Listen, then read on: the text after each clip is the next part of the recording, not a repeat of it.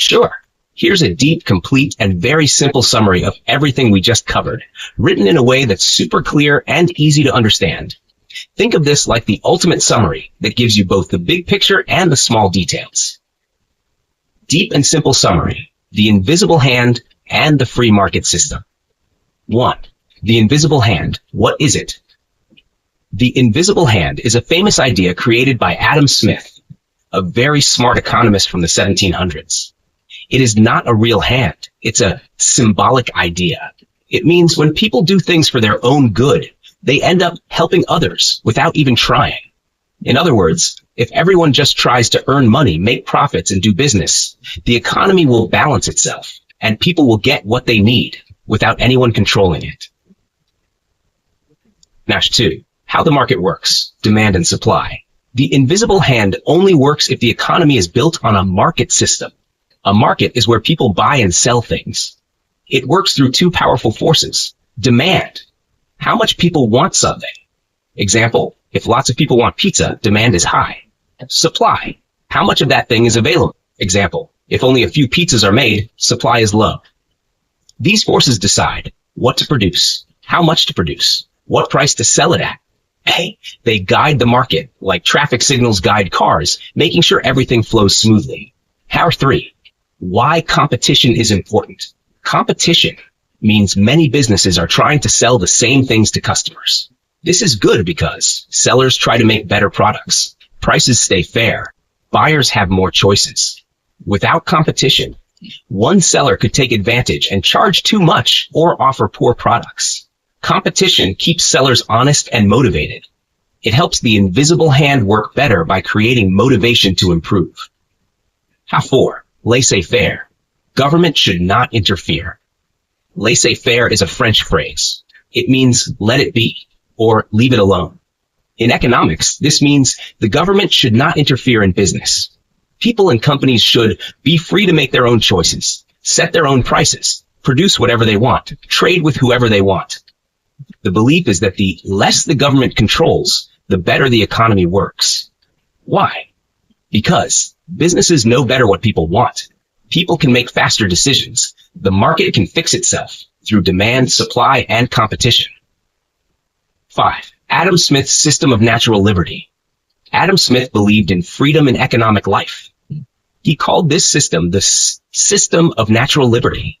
This means people are free to buy and sell whatever they want. Government doesn't control their choices. Prices and production are decided naturally by the market. This is the ideal condition for the invisible hand to work well. Fashion 6. Two big economic systems, capitalism and free market economy. Both capitalism and free market economy come from these ideas. They are similar, but have slightly different focus points. A. Capitalism. Focus, making wealth and owning property. People and companies own factories, land, machines. They use them to create profit. It's all about owning things and building wealth. Example, you own a factory. You hire workers. You make cars. You sell them and earn profits. B. Free market economy. Focus, free exchange of goods and services. Buyers and sellers make their own deals. No one, not even the government, controls prices or what is sold. It's all about buying and selling freely, not just owning things. Example, anyone can sell fruit on the street. Anyone can start a shop. Prices are set by what people are willing to pay. 7. Ideas altogether. Idea, what it means. Invisible. Economy works on its own when people follow self-interest. Market, place where people buy and sell things. Demand, how much people want something. Supply, how much of it is available. Competition, many sellers trying to win buyers, keeps prices fair and quality high. Laissez-faire, government should not control the economy. Let it be system of natural. People should be free to run their own businesses without government control. Capitalism, focus on owning and building wealth, property, money, business.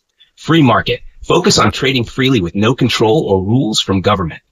Final thought, in this system, freedom is the key. People's choices guide the economy. The invisible hand helps balance things out. The government just steps back and lets people do business. When all these parts work together, everyone benefits. Sellers make money. Buyers get what they want. The economy grows naturally. Would you like me to turn this into a visual diagram, a comic strip, or a short animated explanation to help you picture it better?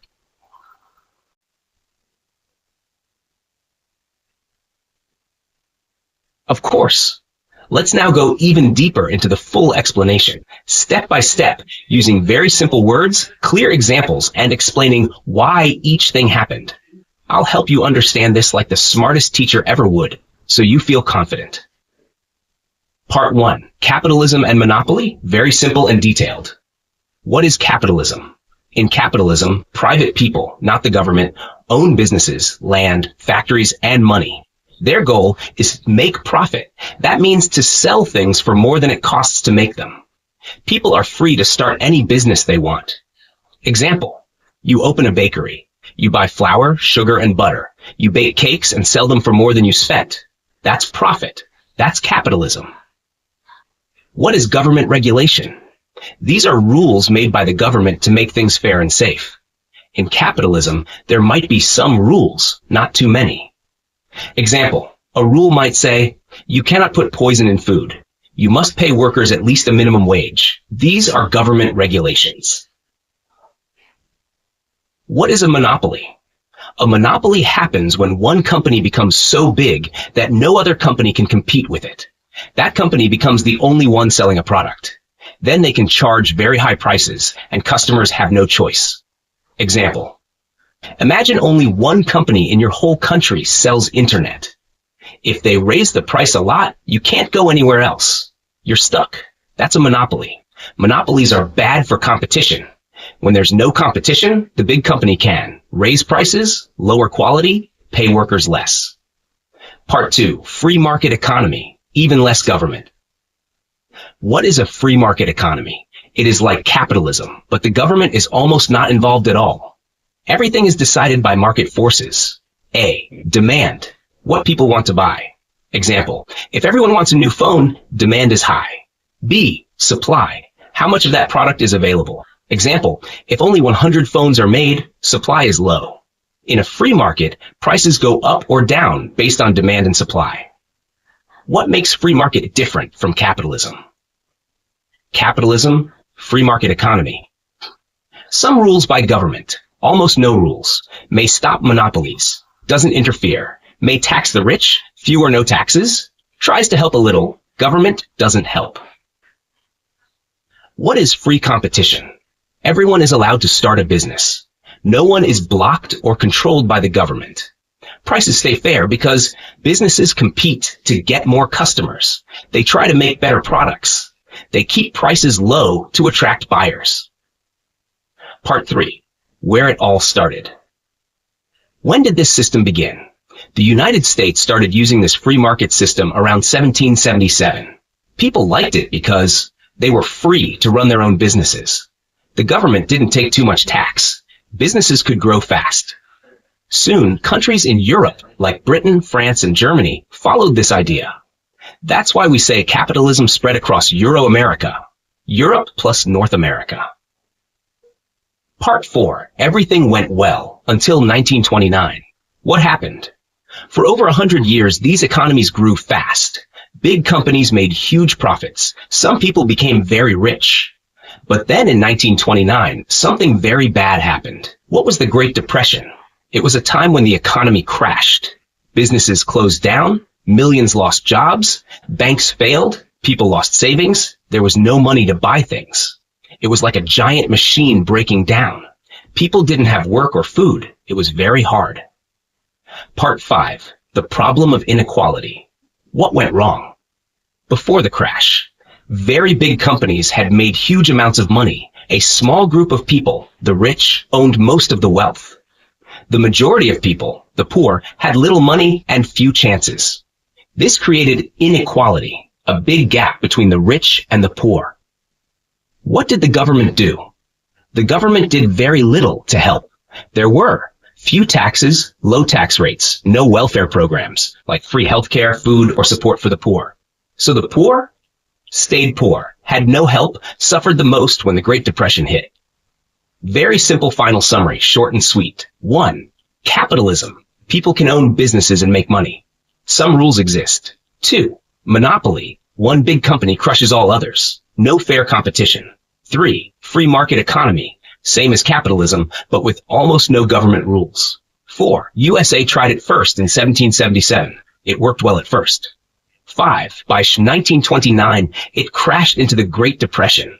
6. Why? Because big companies had all the money. Most people were poor. 7. Government took very little tax and didn't help the poor. This made things worse for ordinary people. Would you like me to draw this as a storyboard or comic strip to help you remember it better?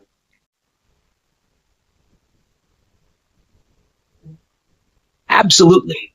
Let's now go even deeper in the simplest and clearest way possible, step by step, word by word. I'll explain make sure you fully understand what this system did well and what went wrong for the poor. We are talking about a system. What system? This is about the capitalist system or free market economy. That's the system where people are free to own businesses. Government doesn't interfere much. Prices are decided by supply and demand. Success depends on how hard or smart someone works. Let's break it down slowly. 1. Supported by the democratic rights and freedoms. This means, in this system, people had democracy. That means they could vote, speak freely, start their own business, own land or a shop. So the system was built on freedom. People were not told by the government what job to do or what to buy or sell. Example, you can open a tea shop if you want. No one stops you. You can also vote for a leader who promises to lower taxes. 2. This system had great environment for individual success, innovation, and business activities. Great environment means it was a good setup or situation.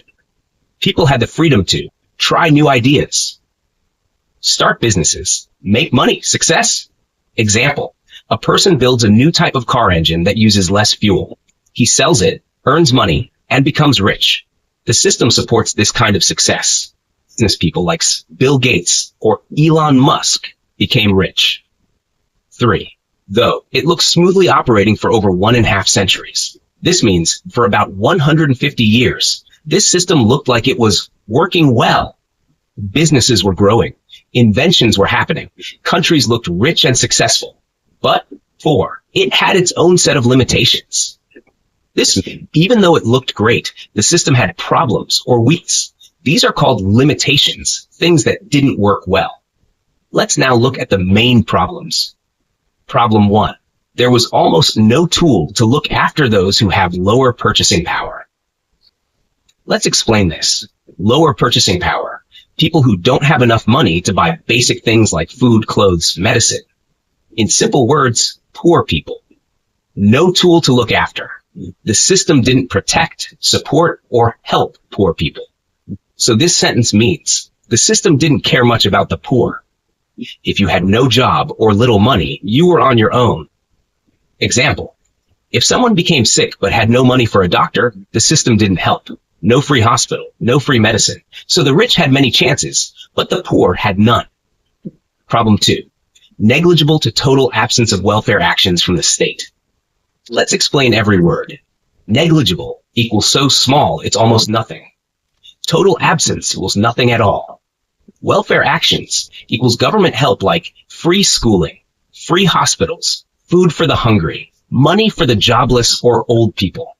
So the line means the government did almost nothing to help people who were poor or in need. Example, in this system, if an old person couldn't work anymore, there was no pension. If a child couldn't afford school, there was no free school. If a worker lost his job, no unemployment money. This made life very hard for the poor. Problem 3. Widening economic inequality. Let's break this down. Inequality equals big difference between rich and poor. Economic was related to money and wealth. Widening equals getting bigger and bigger and bigger. So this means the gap between rich and poor kept growing. The rich became richer. The poor stayed poor or got poorer. Problem 4. Even after launching distributive measures such as progressive taxation. Let's explain that too. Distributive measures. Ways to share wealth more fairly. The government tries to take from the rich and give help to the poor. Progressive taxation. A tax system where rich people pay more tax, Poor people pay less tax or no tax. Example. A rich person earning $1 million pays 30% tax equals $300,000. A poor person earning $5,000 pays 0% or 5% tax equals zeros or $250. This kind of tax should help reduce inequality, but what happened? Why didn't it work? Even with some taxes on the rich still found ways to keep their wealth. The poor still got no major help, no free services, no strong support, so the inequality kept growing. Deep, simple summary. Here's the entire thing in plain words. 1. The system gave people freedom to work, invent, and do business. 2. It looked like it worked well for a long time, over 150 years. 3. But there were big problems. Poor people had no help. The government gave very little support to those who struggled. Even when the rich were taxed more, the gap between rich and poor grew wider. It became a system that worked for the rich, but left the poor behind. Would you like a comic strip or a timeline to help remember even better?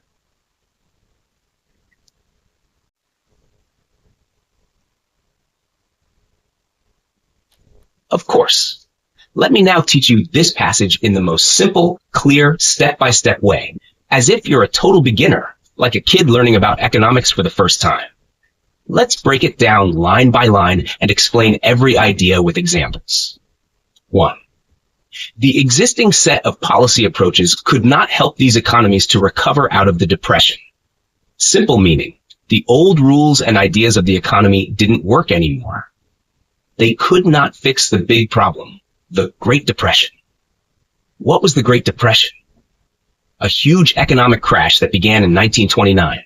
Millions of people lost their jobs, factories closed, people had no money to spend, businesses failed. The whole economy broke down. Old policy examples. Let businesses fix themselves. Don't let the government help too much. Keep taxes low. These old ideas didn't solve the crisis. 2. It was in wake of this crisis that we see the rise of a new branch of economics, the macroeconomics, proposed by the British economist John Maynard Keynes, 1883 to 1949. Simple meaning, because the economy was in deep trouble, a new kind of thinking was born. It was called macroeconomics. Macro means big. Macroeconomics looks at the whole economy at once: jobs, money, prices, production. A smart economist named John Maynard Keynes from Britain said, "We need to change how we think about fixing the economy." 3. In his seminal work, The General Theory of Employment, Interest and Money, 1936, simple meaning, Keynes wrote a very famous book in 1936. The book was called The General Theory of Employment, Interest and Money. This book changed economics forever. What did he focus on in the book? Why people were unemployed, why businesses were not spending, why money was not flowing properly, and what could be done to fix it. 4. Together with analyzing the causes which might have caused this crisis, Keynes suggested a new set of policy approach also help economic recovery. Simple meaning, Keynes not only explained why the economy broke, but also gave new ideas to help fix it. He didn't say, wait, the market will fix itself. Instead, he said, the government must help. 5. In very simple terms, Keynes suggested these economies to include certain traits from the other economic system, non-market economy, to correct the crisis faced by them.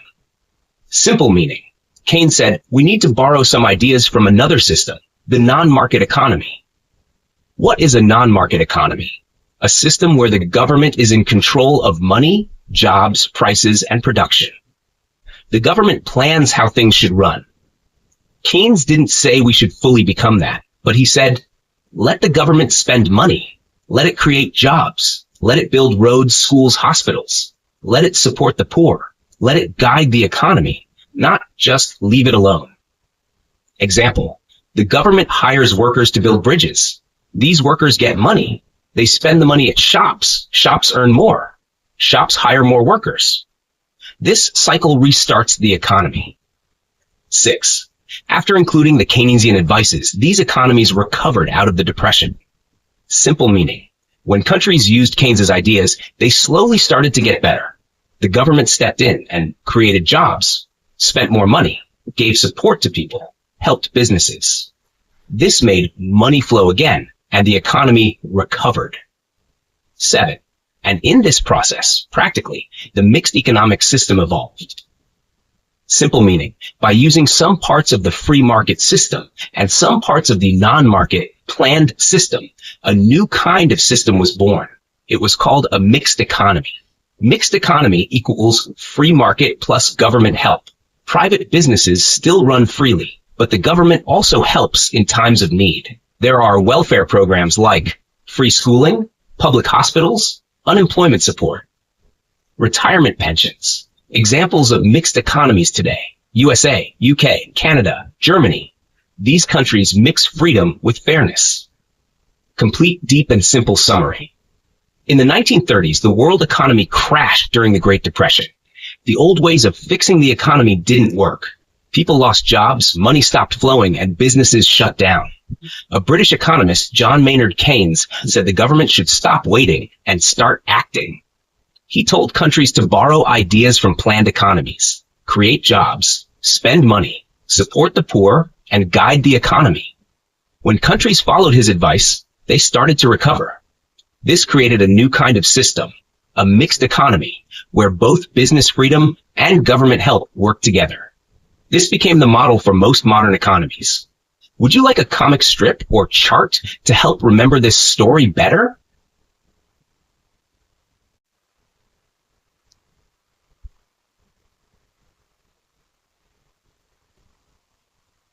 Absolutely. Let's go deeper and even simpler, like I'm teaching you with the patience of the best teacher in the world. We'll take each part again and go into greater detail with clear words, simple examples, and no hard terms left unexplained. Non-market economy. What does it really mean? Let's understand this slowly. 1. What is a market economy? In a market economy, people and businesses decide what to do. You can open a shop, sell whatever you want, set your own price. Buyers and sellers are free to make choices. If many people want something, the price goes up. If nobody wants it, price goes down. Example, you want to sell cookies. You choose the price, the flavor, and the number of cookies. If people like it, you make money. If they don't, you change something. That's how a market works. 2. What is a non-market economy? In this system, the government decides almost everything. People can't choose freely what to sell, make, or even do for a job. The government says what will be produced, who will produce it, how much to produce, what price to charge, who gets it. Example, instead of you selling cookies, the government says you will make 100 cookies using this recipe, sell each for 5 rupees, and give the money to the state. You can't change the recipe, the price, or the quantity. Who thought of this? Marx. Who was Karl Marx? A man born in 1818 in Germany. He saw many people working hard in factories, but staying poor. He saw factory owners making lots of money while workers suffered. He said, "This is not fair. Let's create a system where there is no rich or poor. Let everyone share things equally." That was the root, starting idea of the non-market economy. 2 main types of non-market economy. 1. Model. Example, USSR, Russia countries, 1970 to 1989. What happened here? The government owned all the big natural things, land, oil, coal, forests, rivers, etc. But regular people could still sometimes own small things, a bicycle, a small farm, maybe a shop.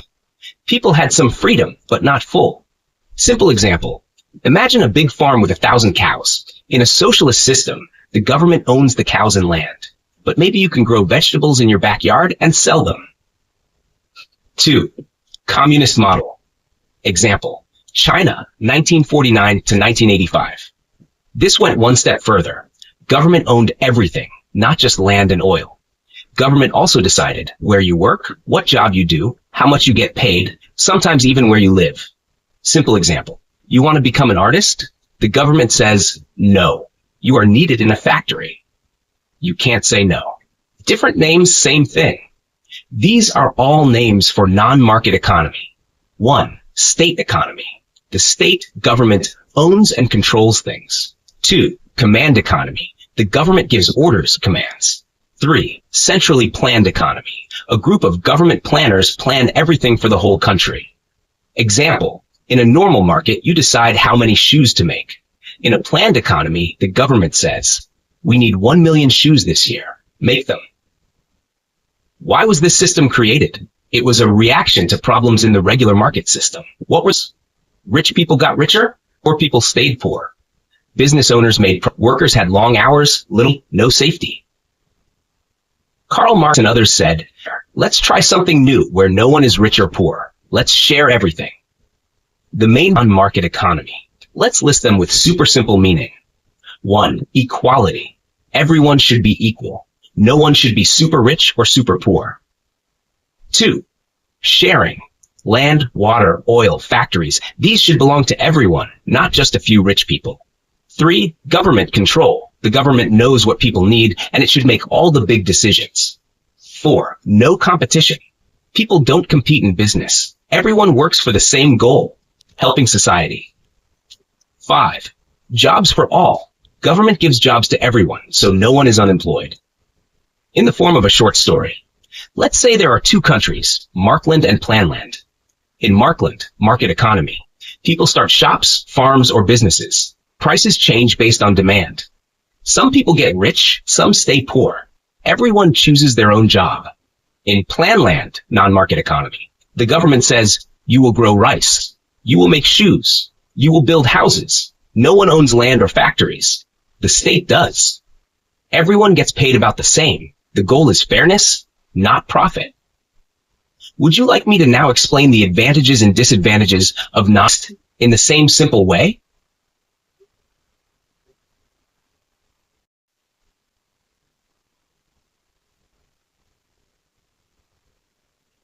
Great. Let's go even deeper into each idea, using the simplest language, step by step, like we're building blocks for understanding. I'll slow down even more and explain like I'm teaching a young student with zero background. This will be very detailed, very clear, and full of small examples to help everything make sense. Big idea. The system we're talking about is called a non-market economy, which means there is no private market. Instead, the government controls everything. Now let's take each line and go deeper and deeper. Resources of a country should be used for the well-being of all. What does resources mean? Resources are the important things a country has to grow and survive. These include land, fields, forests, rivers, natural things, oil, coal, gas, gold, etc., factories, machines, trained workers. What does well-being of all mean? It means everyone, rich or poor, big or small, should benefit. The idea is these resources should not help only a few rich people. They should help all people live better lives. Example, if a country has oil, then the money from oil should help build schools, provide healthcare, feed the poor, not just make one company rich. 2. Resources are best used once they are under the ownership of society, community, socialism, communism. Let's break that down. Ownership of society, community means not one person or company owns the resources.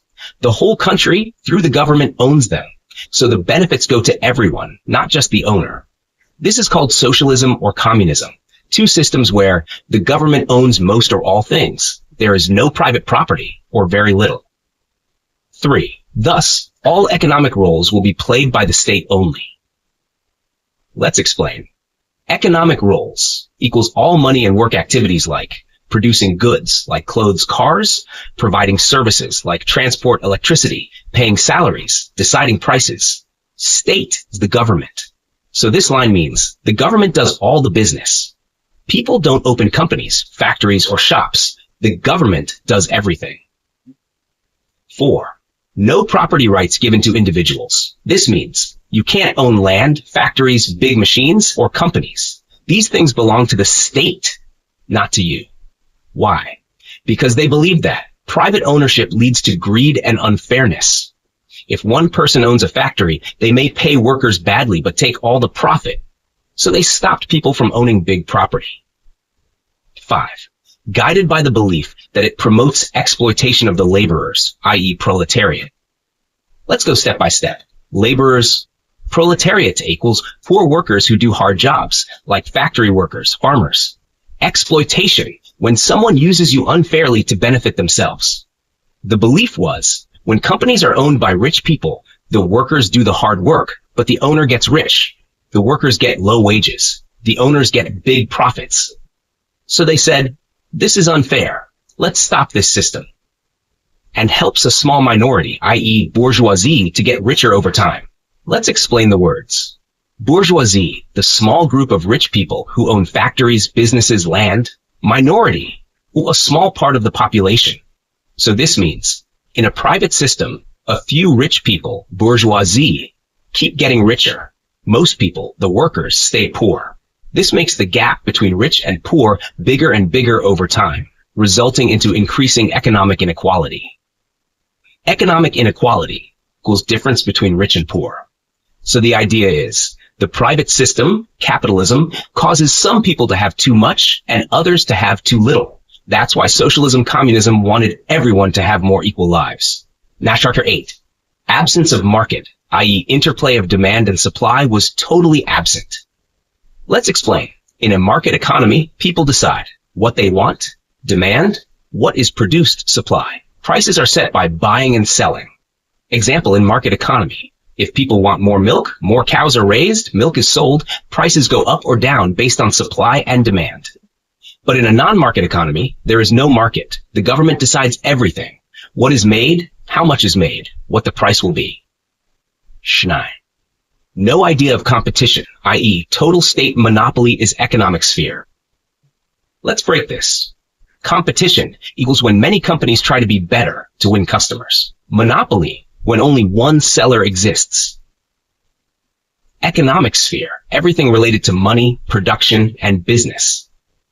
So in this system, there is no competition, no other shops, no rival companies. The government is the only business in the country. This is called a state monopoly. Example, if you don't like the bread from the state bakery, too bad. There is no other bakery. Top 10.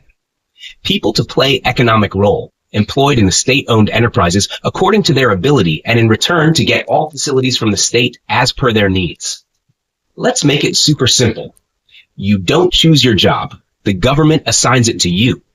If you're good at teaching, you become a teacher. Good at fixing things, you become a mechanic. You work for the state's company, not a private company. In return, the government gives you a house to live in, free healthcare, free education, rationed food or essentials. So the rule was, from each according to ability to each according to need. 11. The decisions such as what to produce, how much to produce, and how to supply them to people were taken by the state itself. In simple words, the government makes all the plans. What products the country will make, how many of each item, where to send them, and who will get them. People don't decide. Government plans everything. This is called centrally planned economy. 12. This system first got tried by the Bolsheviks in the ex-USSR in 1919. Who were the Bolsheviks? A group of revolutionaries who believed in Karl Marx's ideas. They took control of Russia in 1917. In 1919, they began building a non-market economy. They took away private property, made the government the owner of land and factories, planned everything. 13. From where it spread across the whole Eastern Europe, the so-called socialist bloc countries of the time. What this means, other countries around USSR like Poland, East Germany, Hungary also copied this system. They became known as socialist bloc, a group of countries following socialism. 14. Finally getting its purest form in the communist China in 1949. In 1949, China had a revolution led by Mao Zedong. China became communist. They followed the system very strictly. Everything, land, factories, jobs, prices, was controlled by the government. 15. Emergence of the socialist and communist models of the non-market economy. That means two main styles of this system appeared. Socialist model, some freedom, like in USSR. Communist model, very strict, like in China. Both believed in no private ownership, no free market, equality for all. Final simple story summary. Imagine a world where the government owns everything. Land, buildings, farms, shops. You can't start your own business. The government gives you a job based on what you can do. Everyone gets similar houses, food, and services. No one is super rich. No one is extremely poor. You don't choose what to buy or sell. The government decides. This system was first tried in Russia, USSR, then in other nearby countries, and became strongest in China. Would you like a visual diagram or comic strip explaining this entire concept? I can make that for you too.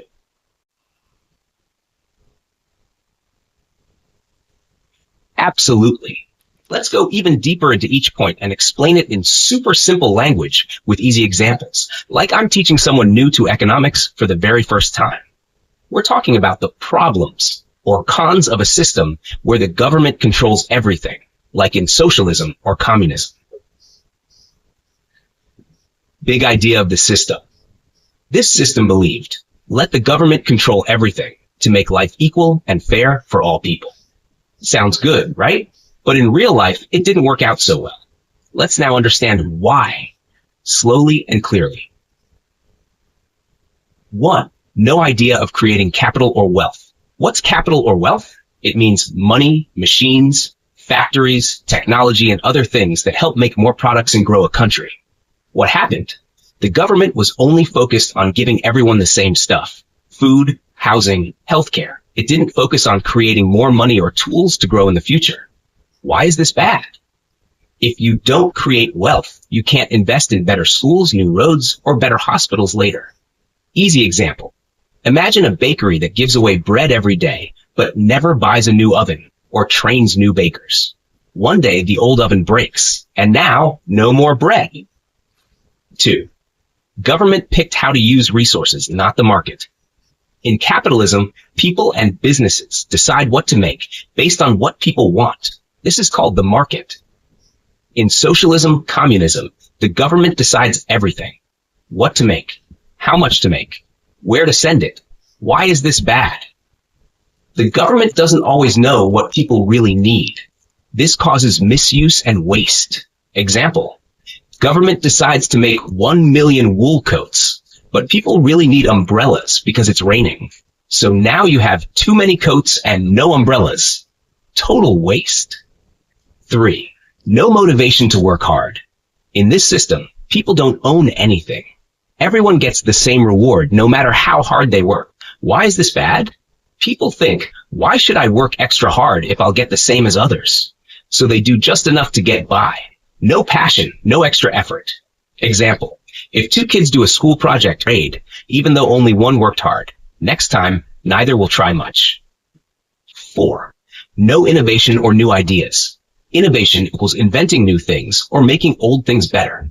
In capitalism, businesses want to earn more money, so they try new ideas. But in communism, since everyone gets the same, no one tries new things. Why is this bad? Without new ideas, the country falls behind others. No new medicines, no better technology, no exciting progress. Example. While other countries were inventing smartphones and electric cars, communist countries were still using old machines and outdated tools. 5. No freedom or democracy. In many socialist communist countries, only one political party is allowed. People can't choose their leaders, speak out if something is wrong, start their own business, travel freely. Why is this bad? Without freedom, people feel controlled, scared, and unhappy. There's no way to improve the system because you can't question the government. Example, if your teacher is unfair, but you're not allowed to speak up or change classes, you just suffer quietly. Government becomes the new rich boss. State capitalism. The system tried to stop rich people from exploiting workers, but instead, the government became the only boss. It still controlled everything and made decisions, even bad ones, without asking the people. Why is this bad? Workers were still forced to work, but now for the state, not a rich owner. It became a new kind of unfair system. If your old boss made you work long hours and your new boss, the government, does the same, nothing really changed. 7. Over time, the system broke down, internal decay. Because of all these problems, no motivation, no innovation, wasted resources, no freedom. The system started to slowly rot from the inside, even if it looked fine from the outside. Example, like a fruit that looks fine on the outside, but when you bite into it, it's all rotten. One sentence summary. Problem. No wealth creation. Country didn't grow or save. Government controls all decisions. Often picked wrong things to make. No personal reward. So people didn't work hard. No new ideas. No inventions or progress. No freedom. People couldn't choose or complain. Government as boss. Still unfair, just under a new name. System decayed inside. Slowly stopped working properly. Would you like me to turn this into a comic strip or summary poster too?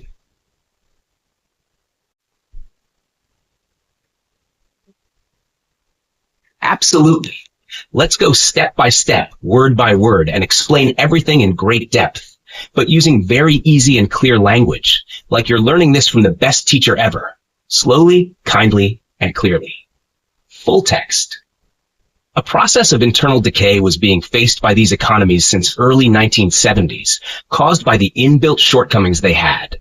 It was way back in mid-1950s that the Polish philosopher Oskar Lange had advised these economies to embrace market socialism, which was outrightly rejected by both Soviet bloc and China.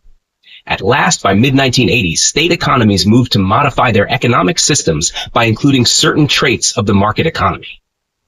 Now we will break this into 4 parts and explain each one deeply. Part 1. Internal decay of these economies. 1970s. A process of internal decay was being faced by these economies since early 1970s, caused by the inbuilt shortcomings they had. Simple meaning. These government-run economies, communist socialist, started to fall apart from the inside. This started in the early 1970s. It happened because of built-in problems in the system. What is internal decay?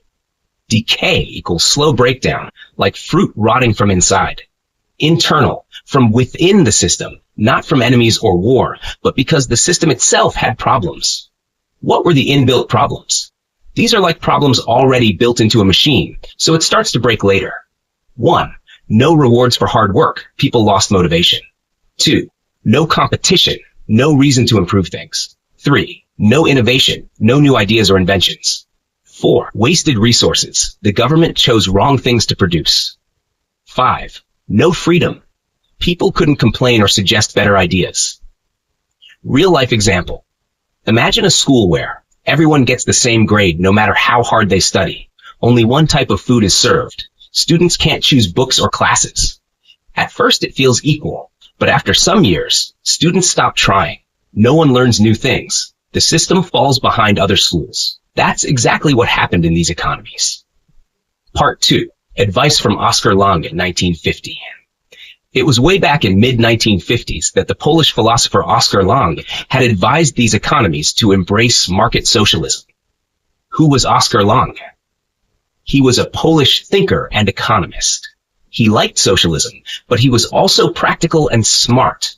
He believed socialism alone wasn't enough. What did he suggest? He said, let's mix socialism with some ideas from capitalism.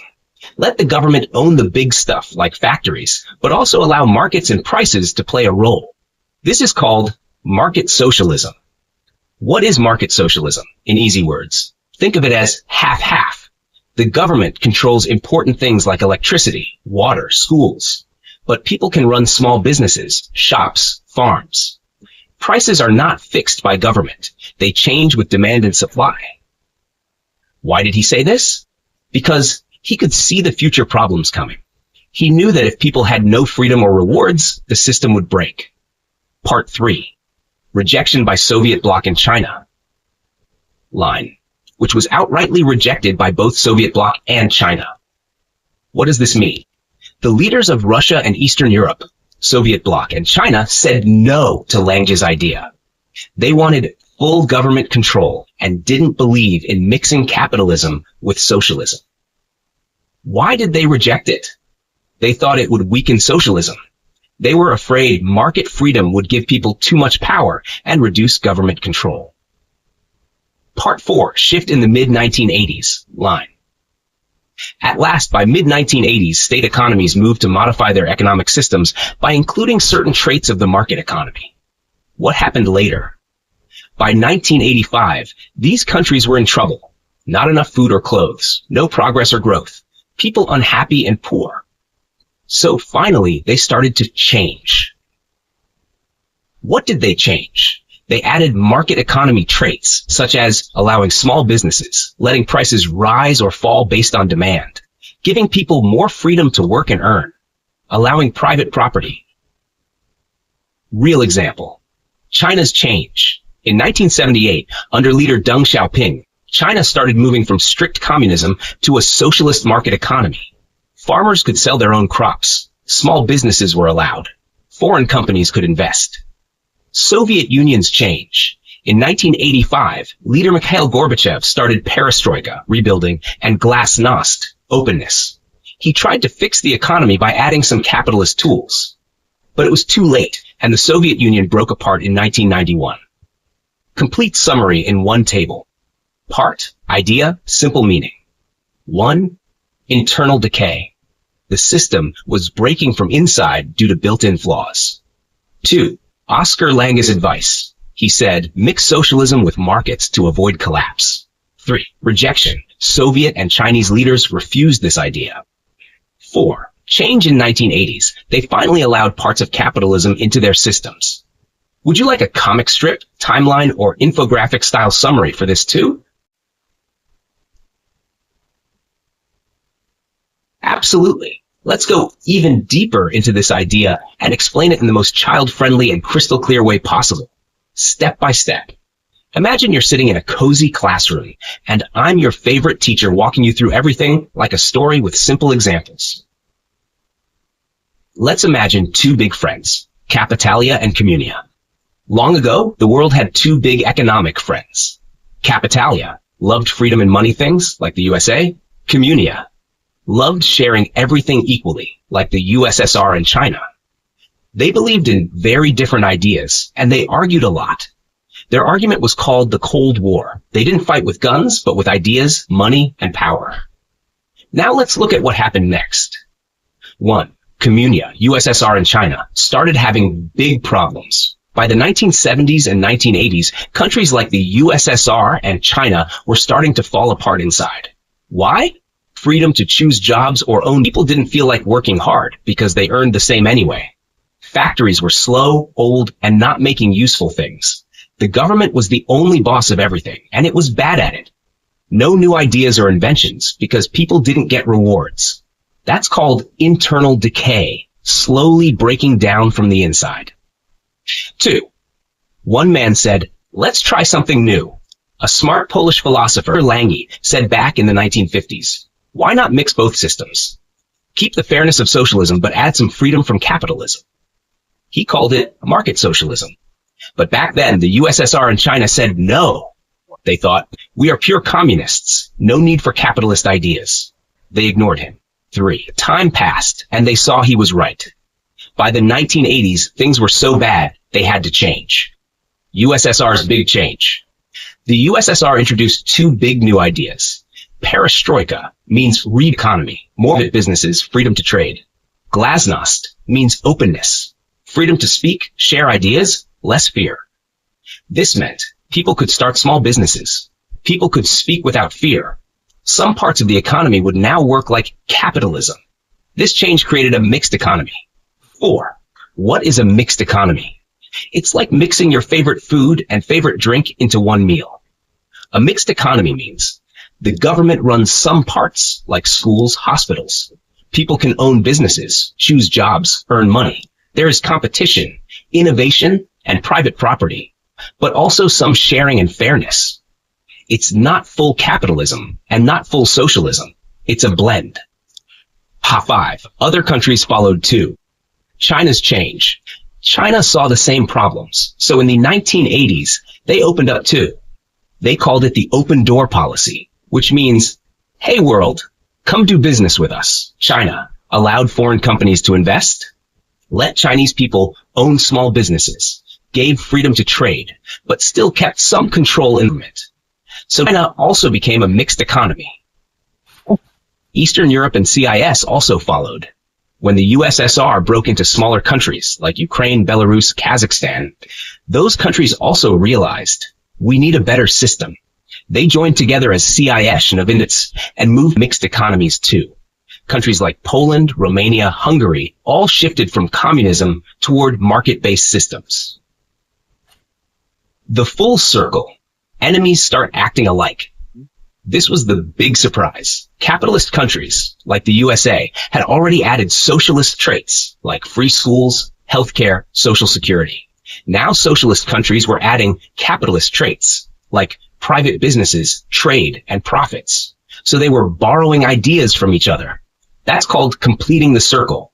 They started from opposite sides and ended up meeting in the middle. 8. The end of ideology. No more fighting over ideas. Earlier, the USSR and USA said, our way is the only right way. But now, since both are mixing systems, the fight of ideologies is over. This moment is called the end of ideology. It also helped end the Cold War, because now nobody was fully capitalist or fully communist. Everyone was just doing what works best. Easy analogy, fun example. Imagine two kids fighting about lunch. One says, pizza is the best. Other says, rice is the best. They fight every day. Then one day, they both try rice with cheese and veggies and love it. Now they're both eating a mix.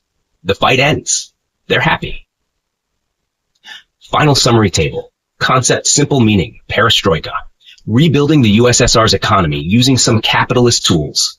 Glasnost. Freedom to speak and share ideas. Open door policy. China allowing trade, business, and investors from outside. Mixed economy. A mix of socialism sharing and capitalism freedom. New group of countries after USSR broke up. Capitalism and socialism borrowing ideas from each other. End of ideology.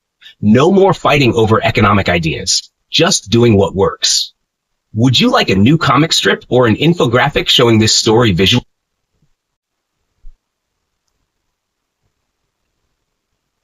Absolutely. Let's go in the simplest possible language, so even a total beginner or a child can understand every single idea. Imagine I'm your most patient and kind teacher, sitting beside you, explaining everything slowly, using stories and examples. Let's begin. What is a mixed economy? Explained in great depth and simplicity. 1. What does mixed economy mean? Let's start with the word itself. Mixed means a combination, not just one thing. Economy means the way a country earns money, spends it, and takes care of the people's needs. So mixed economy was a system where both the government and private people work together to run the country's money matters. 2. Imagine a country like a big family. Think of a country like a huge family. In some families, parents do everything, and kids don't get to choose anything. This is like a non-market economy or communism. In other families, do whatever they want, and parents don't help much. A market economy or capitalism. But in a balanced family, parents guide, give money, set rules, and kids choose, play, and grow up to do their own things too. That's a mixed family. That's what a mixed economy looks like. 3. How it all started. History in easy words. A. Great Depression, 1930s. A big event called the Great Depression happened in the 1930s. Factories shut down. People lost jobs. Shops had no buyers. Banks failed. Countries like the USA and UK, which believed in full freedom and business market economy, were in deep trouble. So they asked the government to step in, to give people jobs, to help the poor, to support old and sick people, to build roads and bridges. This was the beginning of the idea of mixing government help with private freedom. B. France officially announced it, 1944 to 45. In 1944 to 45, after World War II, France became the first country to say out loud, we are going to use a mixed economy. They planned how to rebuild the country, how to use money wisely, how the government and businesses would work together. This was called national planning. 4. What happened later? A. Communist countries started changing, 1980s. Countries like the USSR, Russia, and China had a full state economy. Government owned everything. No private business allowed. People had no say. But by the 1980s, things were not working well. People were poor. There was no progress or creativity. So even these countries began to allow private business, free market ideas, foreign trade. This was a huge shift. They moved closer to the mixed economy model too. Nah. B. World Bank gave advice. The World Bank is a big global helper that gives money and advice to countries. Earlier, it believed in only free market, capitalism. But it changed its mind. The World Bank said, both full freedom, capitalism, and full control, communism, have problems. The best system is to combine both.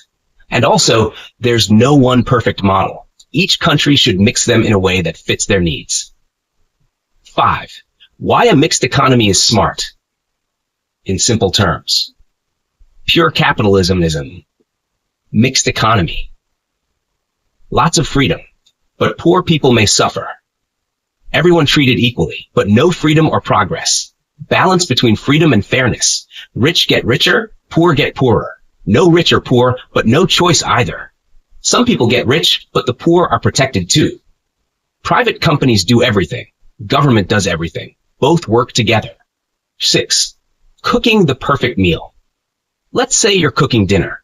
Too much salt tastes bad. No salt at all tastes bland. The best meal? A balanced amount of salt and spices.